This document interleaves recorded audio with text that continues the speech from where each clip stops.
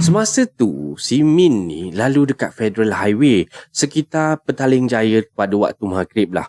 Waktu tu dalam hujan yang agak renyai lah waktu tu. Dia ternampak ada seseorang ataupun dia nampak ada seorang kakak ni tengah berjalan sambil duk dukung anak dia ni berjalan kaki kat tepi jalan tau.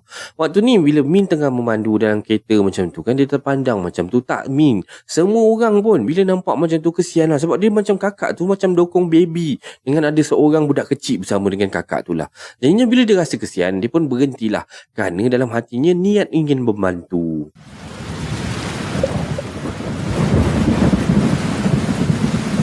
Kak? Oh kak, akak nak ke mana tu?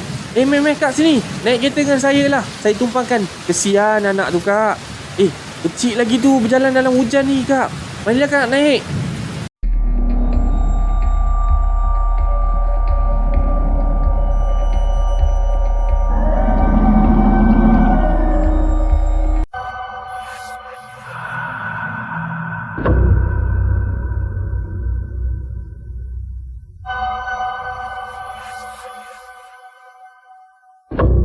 Assalamualaikum warahmatullahi wabarakatuh dan salam sejahtera kepada anda semua. Selamat datang ke channel Kisah Seram Malaysia. Jadi diharapkan anda semua pada hari ini sihat-sihat belaka lah hendaknya ya. InsyaAllah. Baiklah. Semua kisah-kisah yang saya akan ceritakan dekat sini pada hari ini anda anggaplah sebagai satu hiburan sahaja. Janganlah terlampau taksub ataupun terikut-ikut ya dengan kisah-kisah yang KSM sampaikan. Baiklah, sebelum kita bermula, marilah kita sama-sama berdoa kepada Allah Subhanahu Wa Taala. Bismillahirrahmanirrahim. Waj'alna min baini aydihim saddan wa min khalfihim saddan fa aghshaynahum fahum la yubsirun. Amin amin ya rabbal alamin. Baiklah. Tanpa membuang masa lagi, kali ni KSM nak bawakan anda kisah-kisah daripada lebuh raya dekat Malaysia ni. Adalah dua kisah pada malam ni. Semoga taklah panjang sangat, taklah singkat sangat ya cerita dia. Jadinya, marilah kita terus ke video yang pertama dengan lafaz Bismillahirrahmanirrahim. Mari kita mulakan.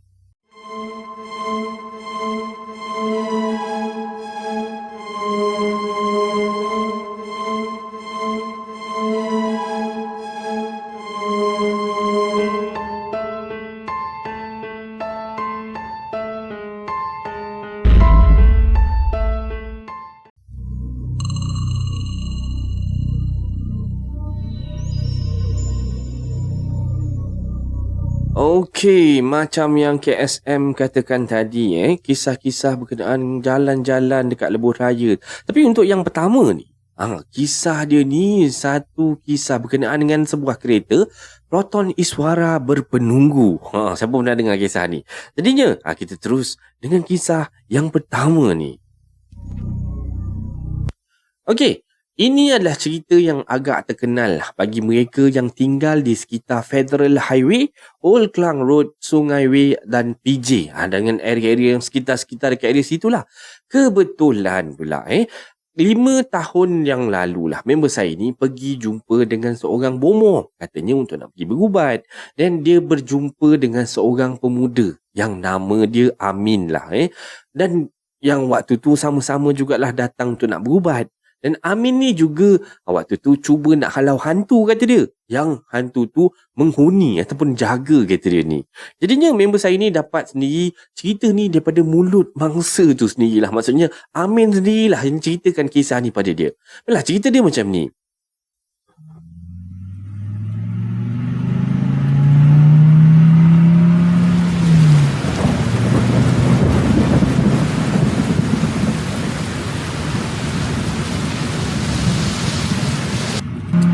Semasa tu, si Min ni lalu dekat Federal Highway sekitar Petaling Jaya pada waktu maghrib lah.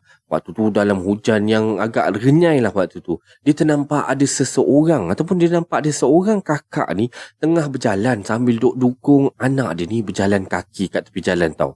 Waktu ni bila Min tengah memandu dalam kereta macam tu kan, dia terpandang macam tu. Tak Min, semua orang pun bila nampak macam tu kesian lah. Sebab dia macam kakak tu macam dokong baby dengan ada seorang budak kecil bersama dengan kakak tu lah.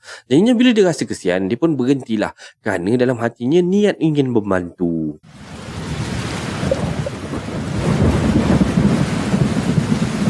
Kak? Oh kak, Akak nak ke mana tu? Meh kak sini. Naik kereta dengan saya lah. Saya tumpangkan. Kesian anak tu kak. Kecil lagi tu berjalan dalam hujan ni kak. Marilah kak naik.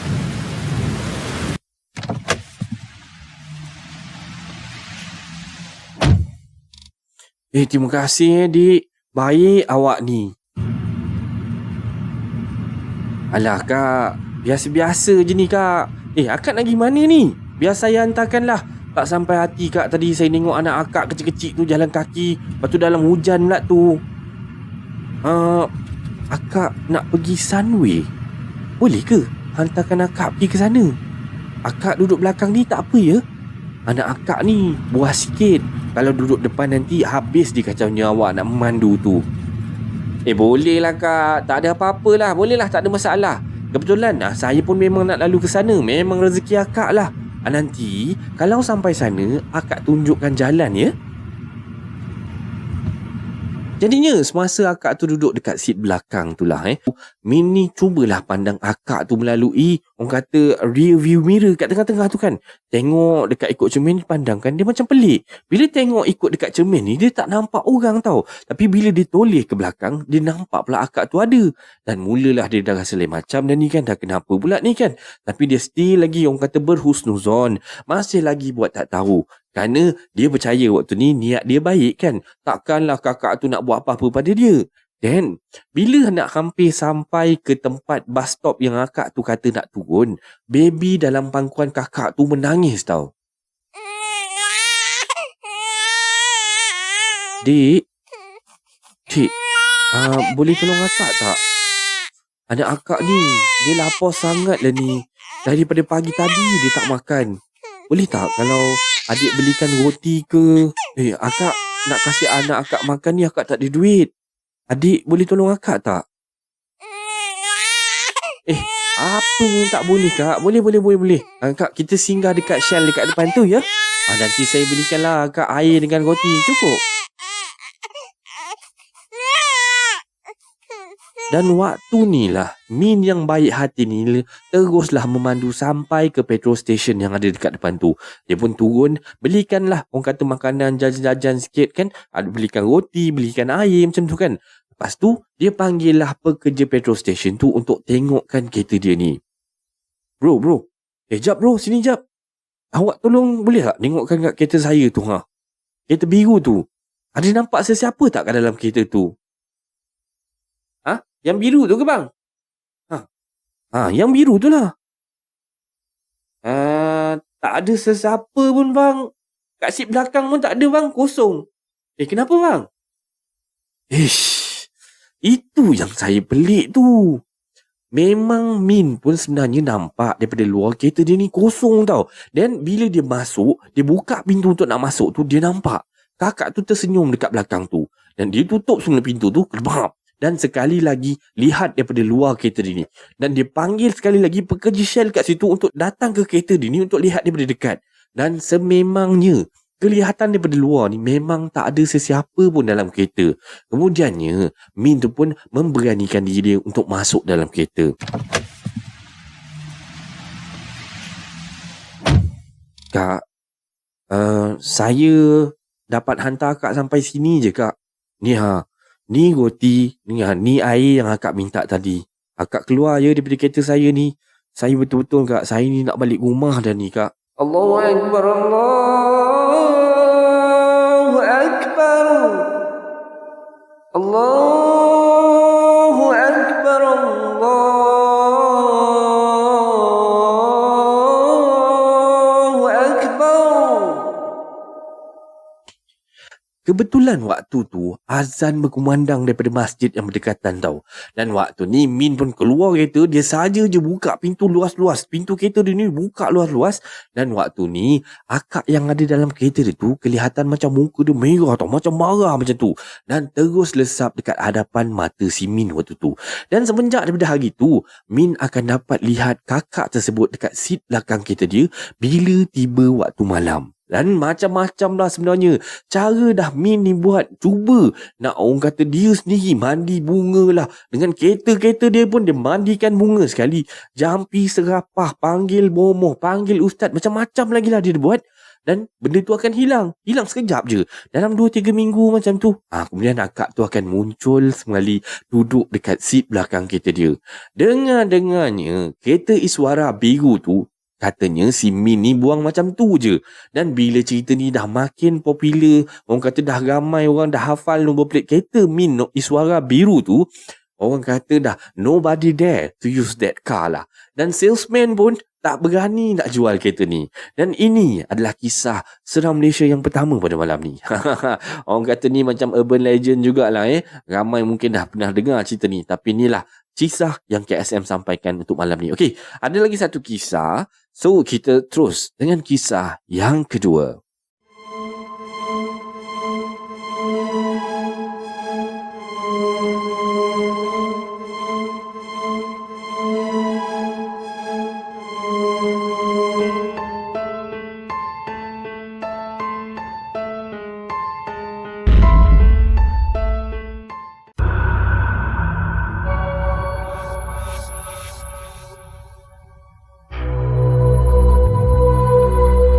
Okey, baiklah.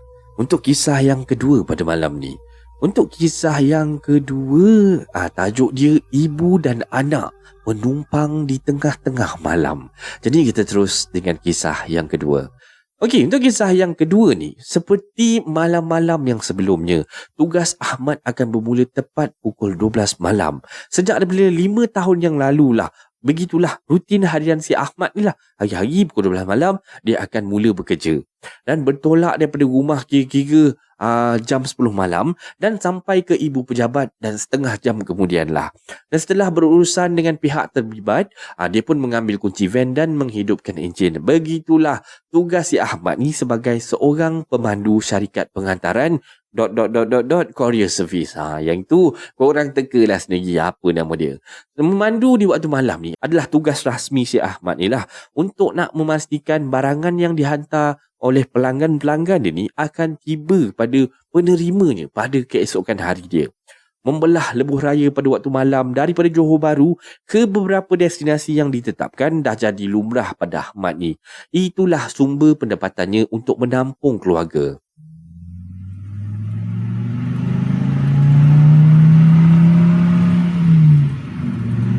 Dan pada malam tu, perjalanan dia lancar je lah. Macam biasa, macam malam-malam sebelumnya. Malam tu, Ahmad singgah sebentar dekat R&R Macam untuk nak basah-basahkan tekak, minum kopi dulu sambil-sambil mengambil angin malam sebelum meneruskan perjalanan. Jam menunjukkan pukul 1.20 pagi. Waktu-waktu macam ni, R&R pun agak meriah sebenarnya kerana ramai yang berhenti untuk merehatkan badan. Jadinya, dalam pukul 1.40 pagi macam tu, Ahmad pun masuk dalam van ni balik semula dan meneruskan semula perjalanan. Waktu ni dia dah rasa macam seronok lah kan. Sebab mata pun dah makin segar dan dia pun bolehlah memandu dengan rasa yang lebih selesa dan lebih selamat lah. Melepasi Macap, memasuki ke arah Yomping, jumlah kenderaan dekat situ agak berkurangan dekat atas jalan raya. Dan Ahmad mula membuka tingkap kerana dia punya mata waktu tu dah rasa macam sayu je, rasa layu je, dah ngantuk lah rasanya. Takkan dah mengantuk. Baru je minum kopi okau tadi. Dah kenapalah malam ni macam ni pula lah. Yalah, mungkin disebabkan kali ini dia terpaksa memandu berseorangan je pada malam tu. Teman sekerja yang sepatutnya bersama-sama terpaksa mengambil cuti kecemasan kerana ada masalah yang tak dapat dielakkan katanya. Dan untuk mendapatkan pekerja gantian di saat-saat akhir ni agak rumit jugalah sebenarnya. Namun, bila memandangkan kali ni Ahmad cuma perlu menghantar barang ke Kuala Lumpur, jadinya dia pun setuju je lah untuk memandu seorang diri. Lagipun sebenarnya dia pun dah biasalah orang kata memandu malam-malam sorang-sorang diri ni kan. Bukan setakat lebuh raya utara selatan je yang agak meriah selalunya ni. Malahan lebuh raya yang lebih keras pun ada. Seperti lebuh raya Karak, lebuh raya Pantai Timur, lebuh raya Timur Barat yang melalui jalan berbukit Jeli ke Greek tu. So, pada Ahmad ni lah, kalau setakat lalu highway KL ke JB ni, benda kecil lah, kacang je lah. Tiba-tiba hujan rintik-rintik mula turun tau.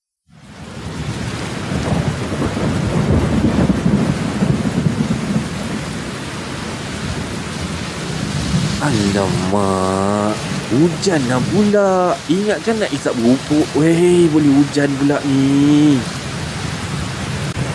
Dan Ahmad pun naikkanlah semula cermin tingkap kereta dia tu lah. Dibukanya radio daripada satu channel ke channel yang lain. Daripada lagu-lagu romantik, pergilah ke lagu-lagu klasik. Semuanya pada malam tu kurang menarik minat dia. Dan akhirnya dia tertekan ke channel radio IKIM lah.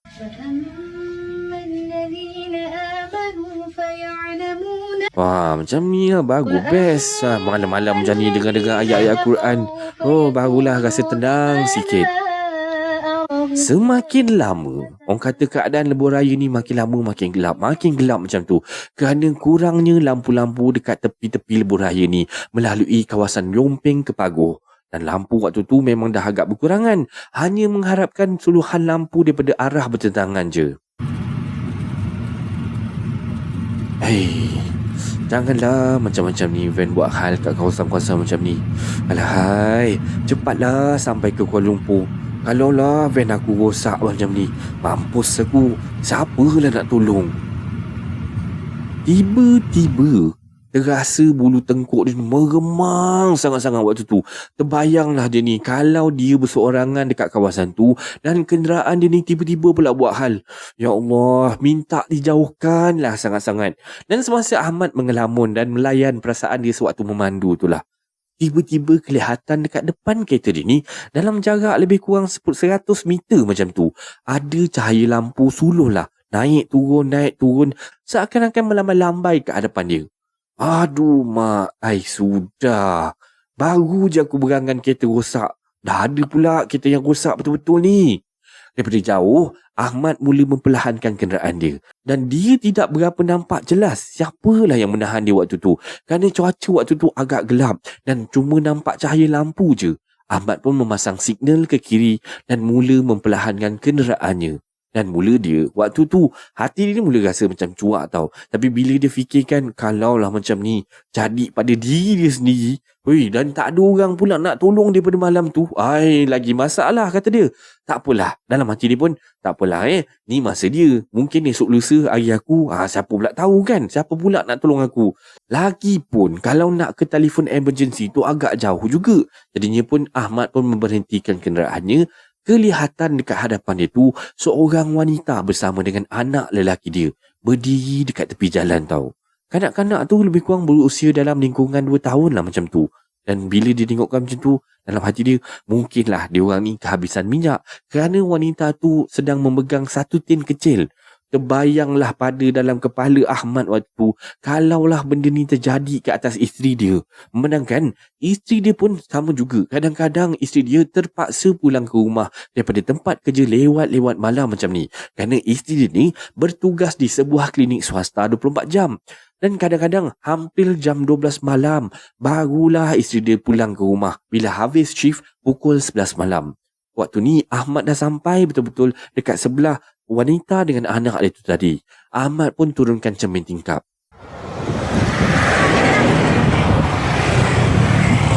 Kak, kak. Kenapa kak? Kereta rosak ke apa? Ada masalah apa kereta tu? Wanita tu menjawab tau. Tapi Ahmad kurang mendengar apa yang disebutkan oleh wanita tu lah. Mungkin kerana kan waktu tu bunyi bising datang daripada kenderaan yang lalu lalang dekat sebelah tu. Cuma wanita tu menunding ke arah tong kosong tu dan menunjukkan ke arah hadapan. Dan bila memikirkan agak bahaya berhenti dekat tepi lebuh raya macam tu pada waktu-waktu malam macam tu dan dengarkan kenderaan yang dipandu laju, itu pun tadi ada beberapa kenderaan yang membunyikan horn yang agak panjang macam tu. Jadinya Ahmad pun mengambil keputusan untuk menumpangkan wanita tersebut. Ahmad membuka pintu van dan mempelawa wanita bersama anak lelaki tu naik. Tanpa sepatah kata, wanita itu pun naik ke dalam van sambil meriba anak lelakinya dan meletakkan tong kosong di sebelah kaki dia. Ahmad pun meneruskan perjalanan. Wanita tu waktu dalam van si Ahmad ni tak bercakap walau sepatah pun. Cuma menunjukkan arah ke depan macam tu je lah. Dan Ahmad waktu ni teruslah memandu. Dan tak ada sebarang perkataan ataupun perbualan yang terkeluar daripada mulut kedua-duanya ni. Sebenarnya waktu ni Ahmad nak tanya, tapi memandangkan wanita tu hanya menundukkan mukanya tanpa bercakap apa-apa, Ahmad pun diam. Dan untuk nak hilangkan rasa suram pada malam tu, Ahmad pun menekanlah punat radio dia. Yang kebetulan waktu tu dipasangnya radio IKIM sedang menyiarkan bacaan ayat-ayat Al-Quran. فأما الذين آمنوا فيعلمون أنه الحق من ربهم Tutup. وأما الذين Aku kata كفروا tutup. فيقولون ماذا أراد بهذا Dari tadi wanita kat sebelah tu diam je kan. Tiba-tiba wanita tu bersuara dengan suara yang agak garau tau. Sambil jari dia tu menunding ke arah punat radio. Waktu ni bila macam ni, Ahmad tu macam terkejut lah. Dan serta-merta tengkuk dia ni terasa terus meremang waktu tu. Dan tiba-tiba dia merasakan deruan angin. Sehinggalah resit tu yang diletakkan dekat hadapan dashboard dia ni hampir-hampir terbang. Tapi dia tenangkan hati dia. Kak, maaf kak maaf sorry sangat-sangat lah. Mungkin waktu ni perempuan tu ataupun kakak tu tak mahu anak lelaki dia ni terjaga daripada tidur agaknya. Tidak berapa lama lepas tu, wanita itu kembali bersuara. Berhenti dekat depan. Dan waktu ni Ahmad pun memperlahankan kenderaannya sambil memasang lampu tinggi, dan di hadapannya tersadai dekat tepi lebuh raya tu sebiji kereta Nissan Sunny model lama berwarna merah. Legalah hati dia. Betul lah ni manusia. Jadinya dia pun memasang signal ke kiri dan mula memperlahankan kenderaan. Sebagaimana tadi ada beberapa biji kereta daripada arah belakang dan arah bertentangan membunyikan horn bertalu-talu. Diorang ni, sabarlah sikit. Tak nampak korang nak berhenti ni. Tanpa sepatah kata, wanita tu terus membuka pintu van dan mula melangkah turun sambil mendungkung anak dia. Beberapa langkah ke hadapan, Ahmad perasan yang tin minyak yang dibawa oleh wanita tu tadi tertinggal di dalam van dia. Dan Ahmad pun menanggalkan tali pinggang keledar ni dan ingin membuka pintu untuk memanggil wanita itu dan memberikan tin minyak tadilah. Dengan tak semena-mena, tingkap vannya diketuk daripada luar. Ahmad yang terkejut menulis serta-merta. Dan apabila dipandangnya, dilihatnya dua orang petugas peronda lebuh raya berada di luar kenderaan sambil bertanya. Cik, ada apa masalah ni cik? Kenapa berhenti kat sini? Baru je waktu ni Ahmad ni nak menerangkan sambil tangan dia menunjuk ke arah wanita ni dengan kereta Nissan Sunny buruk tadi, sekelip mata wanita tu hilang macam tu je daripada pandangan dia, termasuklah kereta Nissan tersebut. Tetapi tin minyak ni masih ada dekat tangan Ahmad ni, dan Ahmad pun beritahu yang dia ingin membantu wanita yang kehabisan minyak dengan menumpangkannya kemari. Dan takkanlah sekelip mata je dah jalan, sedangkan tin minyak ni masih berada dekat tangan dia.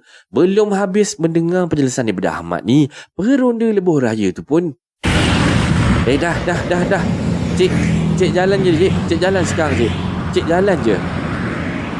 Dengan mimik muka yang berkerut lah, seolah-olah macam dah mengerti apa yang Ahmad tengah lalui sekarang ni. Petugas dia pun orang kata berpesan jugalah, lain kali kalau encik lalu dekat sini tak perlu berhentilah kalau lalu kat kawasan ni. Dan petugas tu pun cepat-cepatlah memasuki kenderaannya dan mengiringi Ahmad meninggalkan kawasan tersebut. Ahmad yang waktu ni dalam keadaan yang masih macam blur-blur macam tu, tak tahu apa yang terjadi sebenarnya, pun meneruskan perjalanan lah sambil dalam fikiran yang berserabut memikirkan siapalah wanita tu tadi.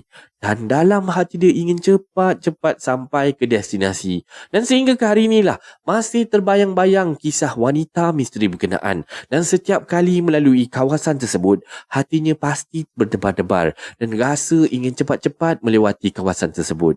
Dan ini adalah kisah seram Malaysia pada malam ni. Semoga anda terhibur dengan kisah-kisah yang KSM sampaikan pada malam ni ya. Baiklah, disclaimer, Semua kisah-kisah yang saya ceritakan kat sini pada hari ini, anda anggaplah sebagai satu hiburan saja. Janganlah terlampau taksub ataupun terikut-ikut ya. Baiklah, sebarang komen, like dan share daripada anda semua amat-amatlah dihargai, dan terima kasih pada yang dah sudi subscribe di channel Kisah Seram Malaysia ni. Dan yang masih belum tu, bantulah saya dengan menekan butang subscribe, like dan sharekan video ini kepada kawan-kawan anda. Dan sokongan daripada anda semua adalah ibarat satu pembakar semangat buat saya untuk terus berkarya, agar saya terus berusaha untuk membuat banyak video-video yang baik, yang menarik dan berkualiti untuk anda semua tonton, insya-Allah. Tentunya yang baik itu datang daripada Allah Subhanahu Wa Taala, dan yang buruk itu datang daripada kelemahan diri saya sendiri. Dan saya akhiri Kisah Seram Malaysia pada kali ini dengan lafaz Assalamualaikum warahmatullahi wabarakatuh. Right, thank you so much for your support. See you in next video. Take care guys, and God bless you.